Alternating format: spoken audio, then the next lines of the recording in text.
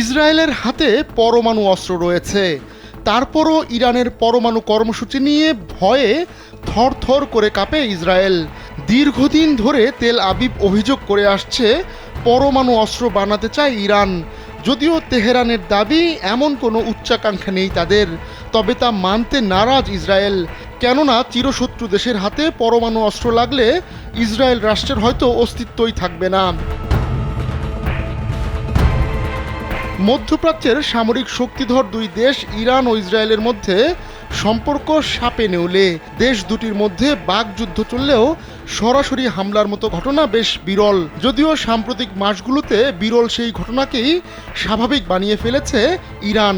এলো ভিশন মুশকিল আসান অফার। যে কোনো ব্র্যান্ডের পুরনো ফ্রিজ নিয়ে চলে আসুন ভিশন শোরুমে আর নিয়ে যান নতুন ভিশন ফ্রিজ 20% পর্যন্ত ছাড়। তবে সবশেষ সিরিয়ার ঘটনায় তেহরান তেতে আছে। ক্ষোভের সেই বিস্ফোরণ কখন ঘটবে তা নিয়ে চলছে নানা হিসাব নিকাশ।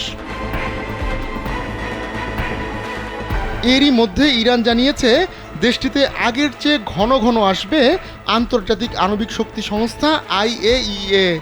তেহরান যে পরমাণু কর্মসূচি চালাচ্ছে তা শান্তিপূর্ণ কিনা সেটি খতিয়ে দেখতেই বারবার ইরান গিয়েছেন সংস্থাটির কর্মকর্তারা। কিন্তু হঠাৎ করে IAEA-এর এমন তৎপরতা বৃদ্ধি নতুন জল্পনা কল্পনা উস্কে দিচ্ছে। তাহলে কি সত্য হচ্ছে ইসরায়েলের শঙ্কা?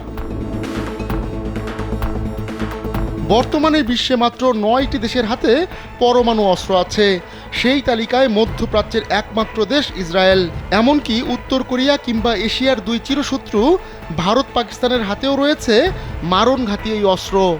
কিন্তু ইরান যতবারই পরমাণু অস্ত্র বানাতে চেয়েছে ততবারই পড়েছে বাধার মুখে। দেশটির পরমাণু কর্মসূচির সঙ্গে জড়িত মাথাদের খুঁজে বের করে হত্যা পর্যন্ত করেছে ইসরায়েল। তবে ইরানের পরমাণু কর্মসূচির প্রধান মোহাম্মদ এসলামি বলেছেন, আমরা আমাদের সক্ষমতা বৃদ্ধি করেছি, তাই স্বাভাবিকভাবেই পরিদর্শনের সংখ্যা বাড়বে। এর আগে IAEA জানায় পরমাণু কর্মসূচি ঘুরিয়ে দেখানোর পরিমাণ বাড়াতে রাজি হয়েছে ইরান। সম্প্রতি ইরান ইউরেনিয়াম সমৃদ্ধকরণ 60% পর্যন্ত বাড়িয়েছে। পরমাণু অস্ত্র তৈরির জন্য প্রায় 90% ইউরেনিয়াম সমৃদ্ধকরণ প্রয়োজন। গাজা, লেবানন ও সিরিয়ায় বন্ধু হারিয়ে এমনিতেই বিপাকে রয়েছে ইরান। এই সুযোগ কাজে লাগিয়ে ইসরায়েলের বর্তমান ও সাবেক সেনা কর্মকর্তারা ইরানের পরমাণু কর্মসূচিতে হামলার পরামর্শ দিয়ে যাচ্ছেন। আবার মার্কিন মুলুকে ইরান বিদ্বেষী ডোনাল্ড ট্রাম্প প্রেসিডেন্ট নির্বাচিত হওয়ায় আরও ব্যাকফুটে তেহরান।